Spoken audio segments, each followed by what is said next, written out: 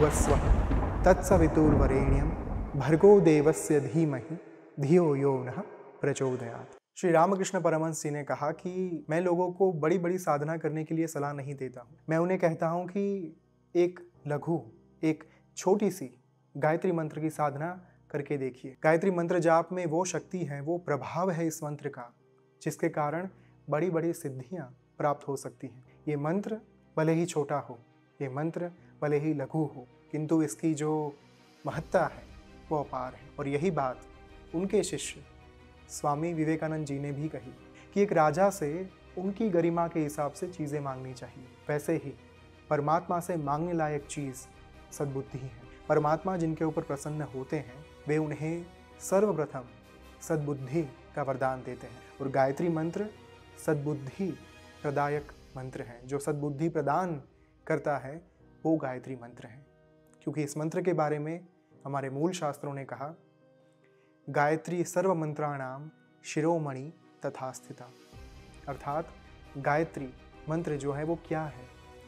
जितने भी मंत्र हैं हमारे मंत्र शास्त्र में, जितनी भी विद्याएं हैं, उन सभी में शिरोमणि अर्थात मुकुटमणि, एक डायमंड जैसे कोहिनूर होता है, वैसे जो सर्वोच्च मंत्र है, शिरोमणि मंत्र है, मुकुटमणि जो है मंत्रों का, वो गायत्री मंत्र है। ये गायत्री मंत्र क्या कहता है? ओम भूर्भुवस्वः तत्सवितुर्वरेण्यं भर्गो देवस्य धीमहि धियो यो नः प्रचोदयात्। चतुष्पदी मंत्र है ये, 4 पदों में विभाजित है।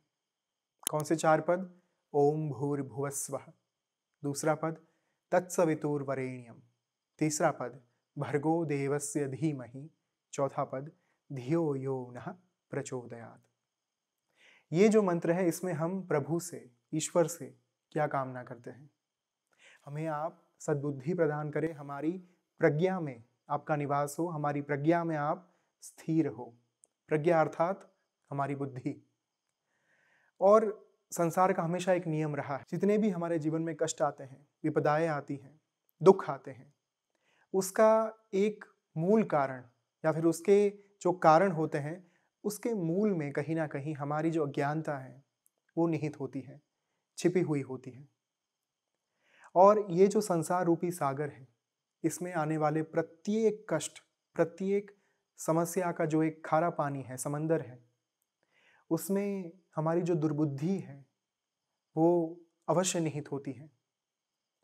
तो जब एक बार मनुष्य के जीवन से दुर्बुद्धि दूर होना शुरू हो और उनके मनोमस्तिष्क में सद्बुद्धि निवास करे, उनके विचारों में शुद्धता आए, उनके आचार में शुद्धता आए, पवित्रता आए, तब जाकर एक मनुष्य जो है वो धीरे धीरे धीरे अपनी समस्याओं से बाहर निकलना शुरू करते हैं। वो अज्ञानता रूपी अंधकार से बाहर निकलने के लिए जो एक मूल शक्ति आवश्यक है जीवन में, वो गायत्री महामंत्र की शक्ति है। और ये एक ऐसा मंत्र है जिसे शास्त्रों ने कहा अनादि गुरु मंत्र। गुरु मंत्र कई सारे हो सकते हैं, जैसे कि गुरु के द्वारा आपको कोई इष्ट का एक मंत्र जो है वो प्रदान किया जाए, संप्रदाय का कोई मंत्र जो है वो प्रदान किया जाए। लेकिन आदिकाल से, अनादिकाल से गायत्री मंत्र को ही अनादि गुरु मंत्र की संज्ञा दी गई। क्यों?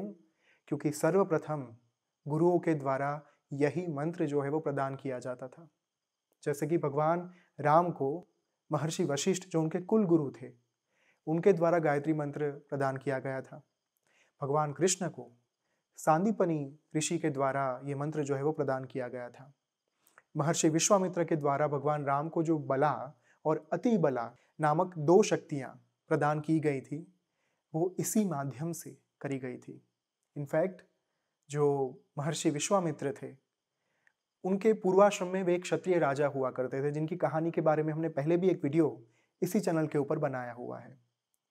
और उनका नाम था राजा कौशिक।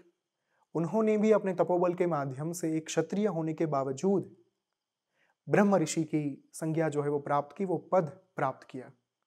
और ये पद कैसे प्राप्त हुआ उनको, वो कैसे अपने क्षत्रिय धर्म से, क्षात्र धर्म से इवॉल्व होकर ब्राह्मणत्व को अपना पाए, धारण कर पाए, गायत्री मंत्र की वजह से। तो गायत्री मंत्र के लिए कहा जाता है कि ये ब्राह्मणों का मंत्र है। किंतु क्या यहाँ पर कोई जाति की बात हो रही है? क्या कोई वर्ण की बात हो रही है? क्या वास्तव में यहाँ पर यह कहा जा रहा है कि गायत्री मंत्र का उच्चारण ब्राह्मण वर्ण के लोगों के अलावा किसी और को नहीं करना चाहिए? ऐसा बिल्कुल नहीं है। गायत्री ब्राह्मणों का मंत्र अवश्य है, लेकिन इस कथन के पीछे का मूल तात्पर्य यह है कि जब आप गायत्री मंत्र का उच्चारण करना शुरू करते हैं, तब आपके भीतर कहीं ना कहीं एक पवित्रता का भाव होना नितांत आवश्यक है। ललिता सहस्त्रनाम में कहा गया नित्य शुद्धा और नित्य बुद्धा, माँ के ये दो नाम दिए गए। जब एक साधक नित्य शुद्ध होते हैं, पवित्र होते हैं, मलिनता से दूर होते हैं, उस समय पर ही वे बुद्ध बन सकते हैं। तो नित्य शुद्ध साधक ही नित्य बुद्ध बन सकता है। यही गायत्री मंत्र का मूल तात्पर्य है। जिस साधक के अंदर ब्राह्मणत्व का भाव स्थिर हो, उस पवित्रता का भाव स्थिर हो, शुद्धता का भाव हो, उनके लिए गायत्री मंत्र जो है वो प्रखर लाभ देता है। उनके लिए गायत्री मंत्र पराविद्या बन जाता है। उनके लिए गायत्री मंत्र पराशक्ति बन जाता है, परब्रह्म बन जाता है। और इसीलिए शास्त्र ने कहा गायत्री सर्व मंत्राणाम शिरोमणि तथा स्थिता। जब आप गायत्री मंत्र को धारण करना शुरू करते हैं, जब आपके भीतर कहीं ना कहीं एक इच्छा हो शुद्ध होने की, नित्य बुद्ध होने की, अपने आप गायत्री मंत्र का प्रभाव आपके जीवन में दिखने लगता है।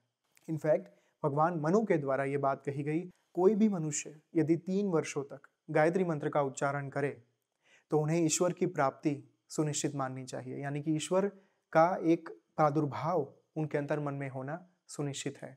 और इसी बात के चलते जगत गुरु शंकराचार्य जी ने भी कहा कि गायत्री मंत्र का सामर्थ्य जान पाना एक मनुष्य के लिए संभव ही नहीं है। अनगिनत ऐसे उदाहरण हैं हमारे शास्त्रों में दिए गए, ऐसे महानुभावों के द्वारा दिए गए जिन्होंने स्वयं गायत्री मंत्र का साक्षात्कार किया था।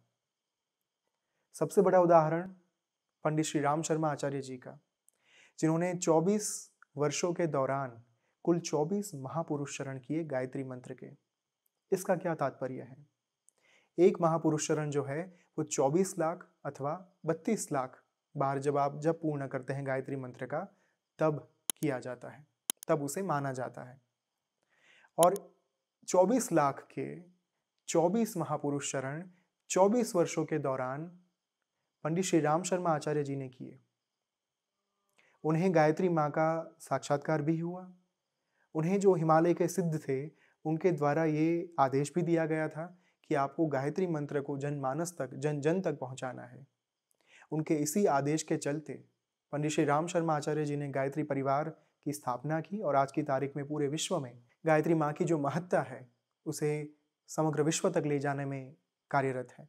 नवंबर 2017 में श्री बद्रिका आश्रम में मेरे गुरु श्री ओम स्वामी के द्वारा जब गायत्री साधना करवाई गई थी, और वो वीडियो जो है वो अभी भी उनकी चैनल पर उपलब्ध है, ओम स्वामी टीवी के ऊपर, जहाँ पर उन्होंने कहा है कि यदि कोई मनुष्य गायत्री पुरुष चरण के दौरान अपने मणिपुर चक्र के ऊपर नाभि का जो स्थान है, सोलर प्लेक्सस, यदि उस पर ध्यान केंद्रित करे तो एक समय के बाद कुछ हद तक त्रिकालदर्शी हो पाना, यानी कि भूत भविष्य वर्तमान का ज्ञान प्राप्त कर पाना संभव हो जाता है। गायत्री मंत्र को अलग अलग चक्रों के ऊपर भी स्थापित किया जा सकता है, जैसे कि मणिपुर चक्र, अनाहत चक्र, विशुद्ध चक्र और आज्ञा चक्र। तो इसी बात को ध्यान में रखते हुए गायत्री मंत्र की साधना आने वाली 4 जुलाई को आप सबके लिए श्री बद्रिका आश्रम एवं वैदिक साधना फाउंडेशन के द्वारा ला रहे हैं, क्योंकि ये मंत्र अनगिनत सिद्धों के द्वारा जागृत है।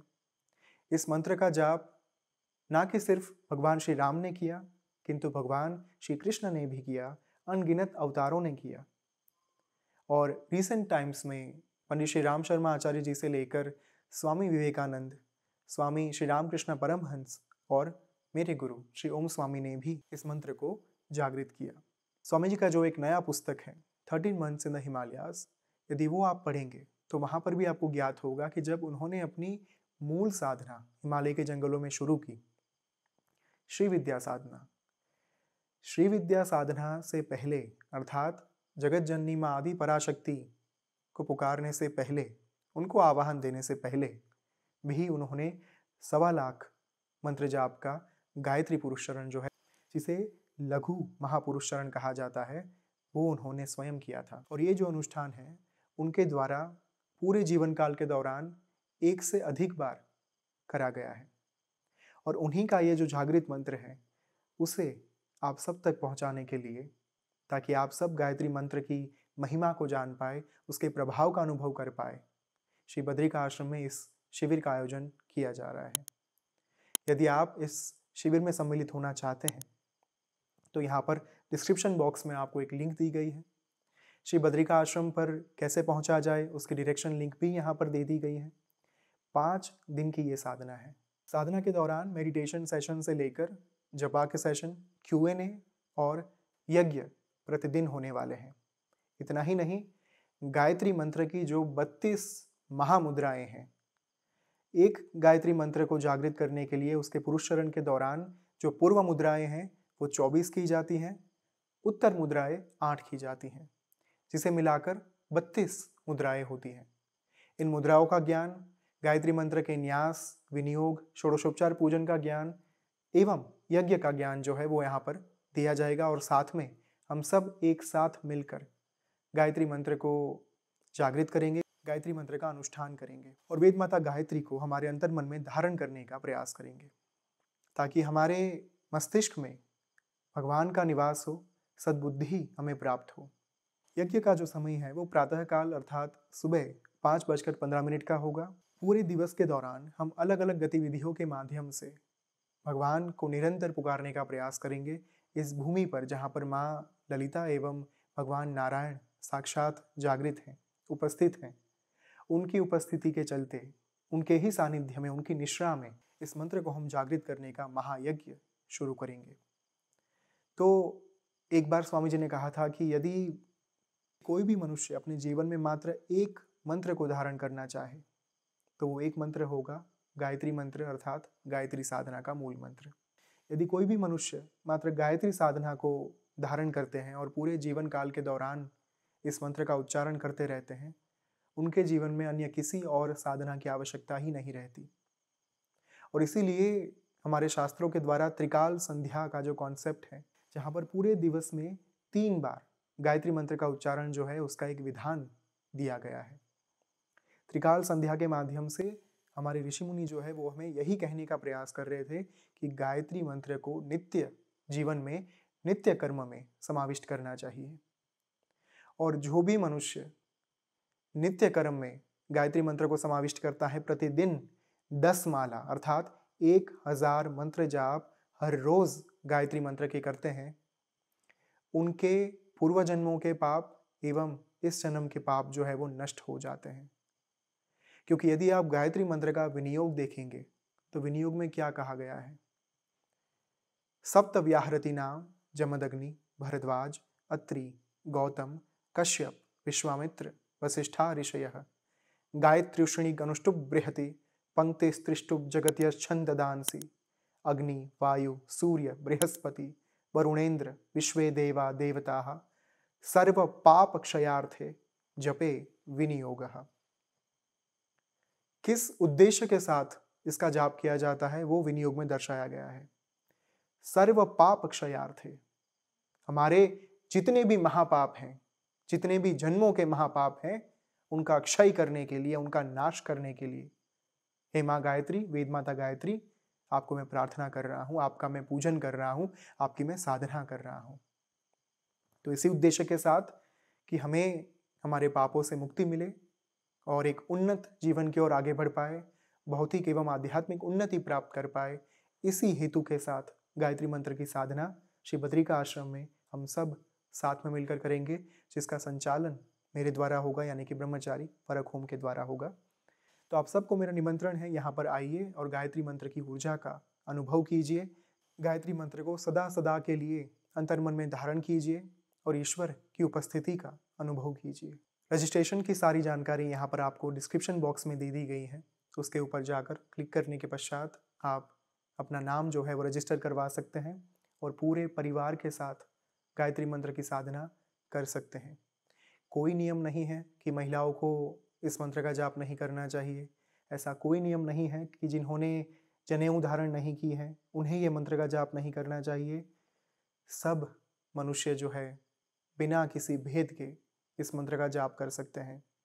चाहे आपने जनेऊ धारण की हो या ना की हो, चाहे आप पुरुष हो या महिला हो, चाहे आप बालक हो या वृद्ध हो, चाहे आपको दीक्षा मिली हो ना मिली हो, चाहे आपके गुरु हो या ना हो, चाहे आप किसी भी और संप्रदाय से बिलोंग करते हैं या फिर आप स्वामी जी के शिष्य हैं, बिना किसी भेदभाव के आप इस मंत्र को पूर्णतया जागृत करने के लिए सामर्थ्यवान हैं, सक्षम हैं। इसी एक बात के साथ I would like to end this video. See you very soon. Thank you so much. Om Shri मात्रे नमः।